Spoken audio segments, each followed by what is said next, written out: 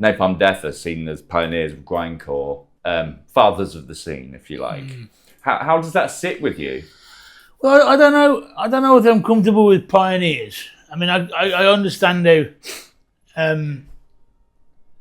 that would be the observation. Fathers, what's it, adoptive fathers? Yeah. Is a better way because, you know, at the same time in the States you had Terrorizer, you know, who were. I mean, I used to tape trade with Oscar, who's a singer from Terrorizer, and they loved Napalm, we loved Terrorizer. There was Repulsion was happening, you know.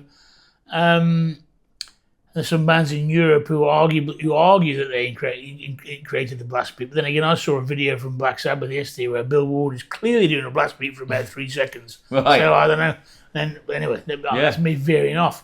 But I think talk about energy. Alchemical energy or something, or elements coming into it. Napalm were the ones that got noticed. Yeah. You know, and we had no problem saying, well, yeah, but also there's this, and this out there. And because of that, some labels sprung up in Europe, like Nuclear Blast. You know, Marcus at Nuclear Blast was putting out Roger's Pigs or Disharmonic Orchestra, all these other bands.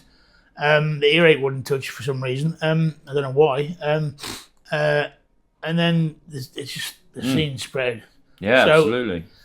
I can see why we would use the word pioneer, but I mean, I wouldn't sit there and call myself a pioneer because it's a bit big-headed. Well, yeah. Did you think? I mean, because obviously grindcore and now it's cousins, Power Violence, and what have you. Still don't know the difference. Apparently, one's punkier than the other. Yeah, I'm confused with that one. But it's never been so popular. I mean, you've got Full of Hell and Worm Rot and, just all the different permeations all over the world. It's like it's a global concern now. There's lots of different versions of like Nasum, for instance, And did you ever think that it would catch on? Because you were doing something that was so subversive. It wasn't meant to catch on, was it?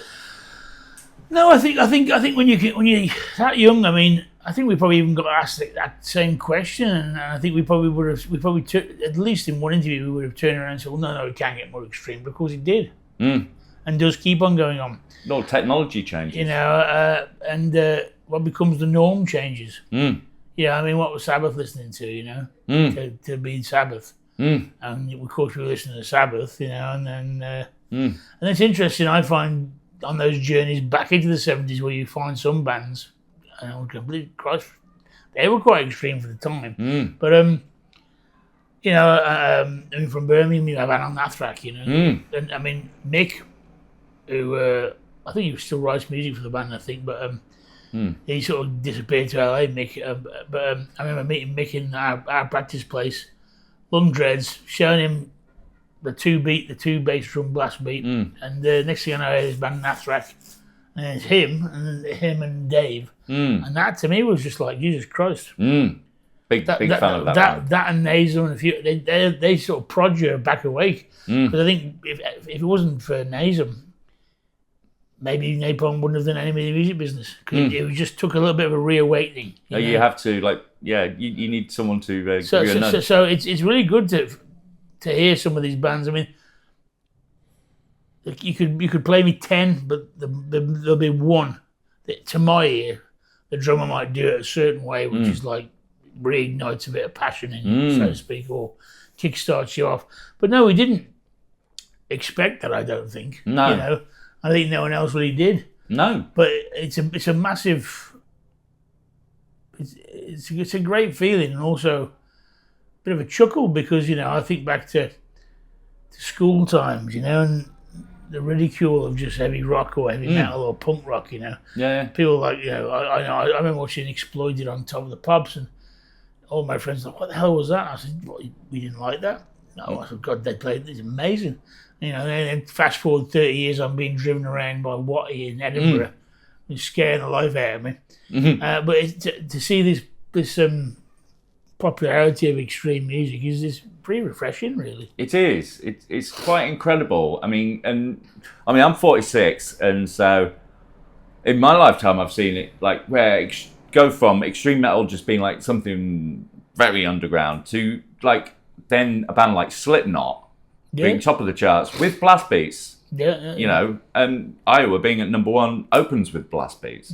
I never thought I'd see that happen, and that was a global concern. You know. Well, it is interesting and bizarre when you.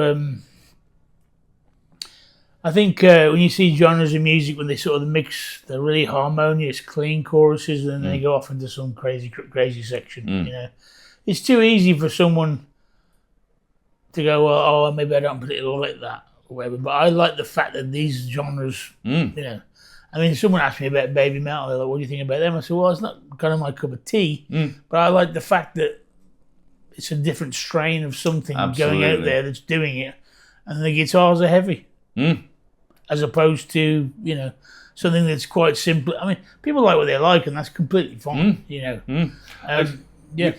Yeah, I was talking to Carl from Earth-Tone 9 literally last night, and he was saying that he found it like, because just going back to the turn of the century when Earth-Tone 9 were doing really well, and Orange Goblin coincidentally doing well at that time as well, but it still was like British heavy metal was not as big as it is now. It's actually arguably the biggest it's ever been, because you've got Bring Me the Horizon playing like arenas all over the world, not just in the UK. You know, you've got Architects and all these bands, and he said something interesting. He said you have to think that one of the most famous bands of our scene, Motorhead, were never playing arenas that size. You know, they plateaued out at about Hammersmith Apollo, you know, that sort of size.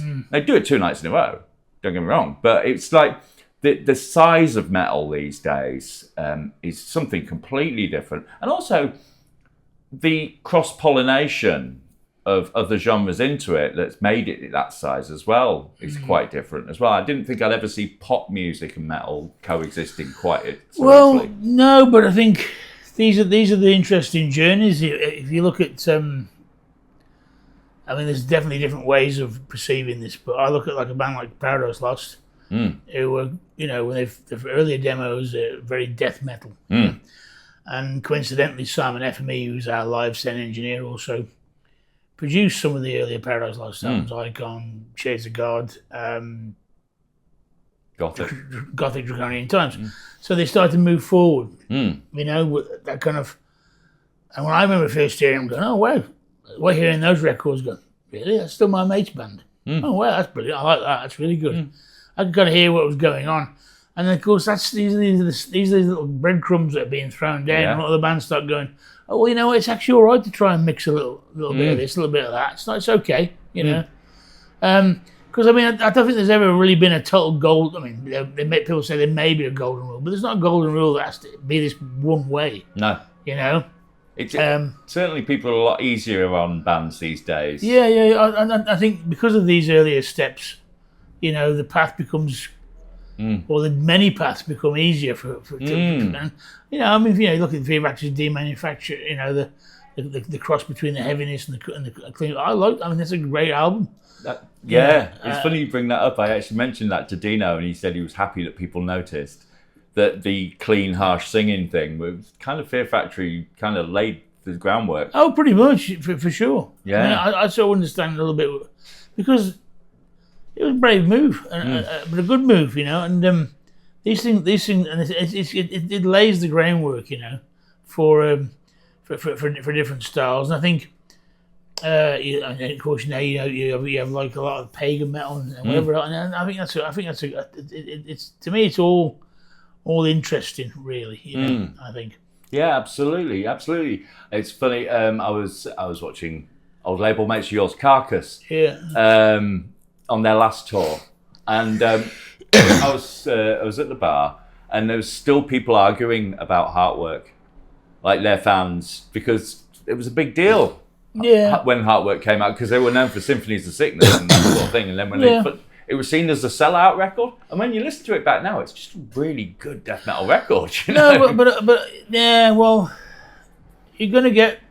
There will always be. I mean, I say it sometimes, not in like a sellout thing, but I go, I like this album and not that album.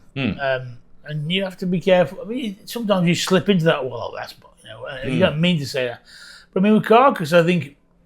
I've known Bill since he was 15 years old. I mean, Bill came to the first ever Warhammer show in Wales, and we did, and he's always loved his metal. You know, he's always been an amazing guitarist from the age of 11, and I think they just made a conscious move. They were like, well, you know what, fuck it, we're going to do what we want. You know, yeah, it coincided with Columbia Records taking the band on, but that's besides the point. I actually heard it and I was like, quite envious. I was like, that's pretty good. Oh, absolutely. You know, and then of course, sorry about that. That does happen a lot. And when I used to live here, it used to drive me bloody insane. It's nice to hear it. But hopefully it'll go by quick. But you're always going to get this and that and this and. Well, it was the beginning of a lot, that record. Heartwork. Without Heartwork, I don't think you would have had At the Gates. Slaughter of the Soul, which then made American metalcore like Killswitch Engage and things like that. That's a bizarre thing because because of course At the Gates and Carcass went away for a while, didn't they? And then of course in the metalcore comes out. I remember it might have been Diecast. There's a band actually called Diecast. I remember they toured us. So they're a hardcore band, and I heard them and I'm going. Says At the Gates to me a little bit, but not in a bad way. Things have changed. The metal, all this still this cross pollination, as you say, of stuff, and I think it's to me being older now, it's interesting to look back on all that. Really, absolutely. Last thing I'm going to mention is, don't you find it funny as a musician? And I've mentioned this in a few of the other interviews, that we've got these parameters. You've got 12 notes you can use and all the variables that go with it, whatever instrument. But in a metal band, you've got guitar, bass, drums, vocals, right? But your geography can influence the sound so much. For instance, with Napalm Death, you are, Birmingham, and Birmingham's rich heavy metal heritage. So from here you've got Sabbath, Judas Priest, Napalm Death. That's the Birmingham sound. Then we mentioned Paradise Lost, and you've got Paradise Lost by Dan Bradford. They sound like Bradford. You sound like Birmingham. It's like Iron Maiden sound like London. Don't you find it odd that geography can affect the way a band sounds? It's a strange analysis. I never thought about the Bradford thing. Now you mentioned that. It's like even New Model Army sound like Bradford. Yeah. It is. That's interesting that you say that, but it is weird. It's a because I've been asked that a couple of times. Of course, the industrial heritage of this area, is that part of it? I don't know, but Barney would sometimes say, "Oh, I don't think it is," and I said, "Well, yeah, but I think that's an interesting answer. But is it true? Because I look back at where I come from." Broseley is on a hill overlooking a place called Iron Bridge. Iron Bridge was the first ever Iron Bridge ever. All that area is steeped in, noise and what's the word I'm looking for? When things are rubbing together. Oh right, abrasion. Yeah, something like that. So it's steeped in it, as in that whole area. Growing up, and I think maybe. Look at Justin Godflesh, Justin would often tell me about, his view from a window was a brick wall, kind of ish, So it makes you wonder. Are you a product of your environment? Yeah. And sometimes it's too easy to say that, but at the same time, I don't know. So it's very. Could Napalm Death have happened anywhere else? Well, like I say, Terrorizer was happening in LA. A little different than Napalm, for sure, because it was different. But at the same time, Terrorizer was saving those guys from the gang area because they're from those areas. So something was again, a product of their environment. Instead of jumping into the local gangs, they were channeling that whatever aggression, I suppose, musically, perhaps. So it's probably very therapeutic for them, saving their asses, to be honest. And also being part of a different gang. Yeah, a more positive one. But I think with Napalm, yeah, I mean, I don't know, because you look at like, you look at like Throbbing Gristle. I mean, Genesis PRH was from Solihull, just up the road. Moved to London, from here. Mm-hmm. So, of course, Throbbing Gristle was a massive influence on Napalm in the earlier days. Yeah. So it's very, very interesting. Absolutely. Well, thank you so much for talking to me. This has been absolutely in-depth and everything I wanted. So that's right, mate. Thank you very much.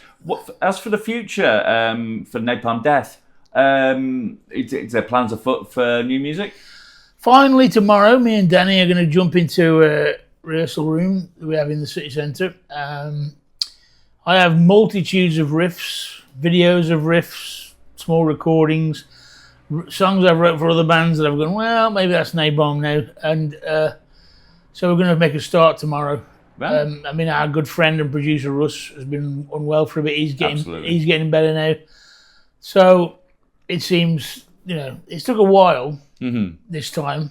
But I'm looking forward to it, because I think with all the sort of experimenting we did on the last record, I really want to sort of push the boat out and see what happens. With this next Napalm record. So tomorrow we finally kick it off. And so I'm hoping at some point next year, it's ready to come out. Brilliant. Well, I think that's a good way for us to sign off here. Thank you very much, Shane. Nice one, mate. Cheers, mate. Brilliant.